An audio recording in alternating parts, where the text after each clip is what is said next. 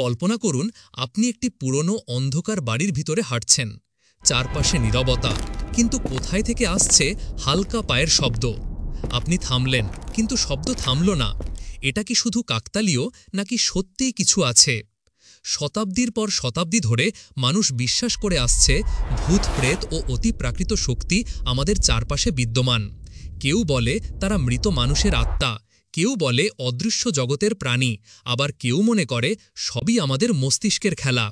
কেন মানুষ ভূতের অস্তিত্বে বিশ্বাস করে? অজানা ভয়ের অন্ধকার, একাকিত্ব আর হঠাৎ অদ্ভুত ঘটনা মানুষের মনে ভয় জাগায়। প্রতিটি জাতির ভূত, জিন বা আত্মার গল্প আছে। অনেকেই দাবি করেন তারা অদ্ভুত ছায়া, শব্দ বা উপস্থিতি অনুভব করেছেন। বিজ্ঞানীরা মনে করেন ভূতের অভিজ্ঞতার অনেকটাই মানুষের মনোবিজ্ঞান ও ইন্দ্রিয়ের ভুল ব্যাখ্যা।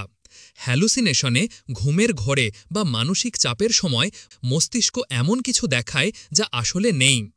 ইনফ্রারেড সাউন্ড এমন নিম্ন কম্পাঙ্কের শব্দ 20 হার্টজের নিচে যা কান শুনতে পায় না, কিন্তু মস্তিষ্কে অস্তিত্ব ও ভয় তৈরি করে। কিছু জায়গায় শক্তিশালী চৌম্বকীয় পরিবর্তন মানুষের মস্তিষ্কে বিভ্রম তৈরি করতে পারে। কিন্তু বিজ্ঞান সব ব্যাখ্যা করতে পারে না। বিশ্বের বহু রহস্যময় স্থানে এখনও ঘটে এমন ঘটনা যা বৈজ্ঞানিকভাবে ব্যাখ্যা অসম্ভব। মানুষ অদৃশ্য কোনো স্পর্শ অনুভব করেছে, হঠাৎ তাপমাত্রা কমে গেছে, ক্যামেরায় ধরা পড়েছে অদ্ভুত ছায়া বা আলো। ইসলামে ভূত নেই, কিন্তু জিন আছে, যারা আলাদা জগতের সৃষ্টি। পবিত্র কোরআনে সূরা জিনে তাদের অস্তিত্বের কথা উল্লেখ আছে। প্রতিটি ঘটনার পেছনে কারণ থাকে, কখনো তা দৃশ্যমান, কখনো অদৃশ্য। এখন প্রশ্ন হল, এগুলো কি সত্যি অতিপ্রাকৃত শক্তি, নাকি আমাদের মনই এই ভয় তৈরি করে?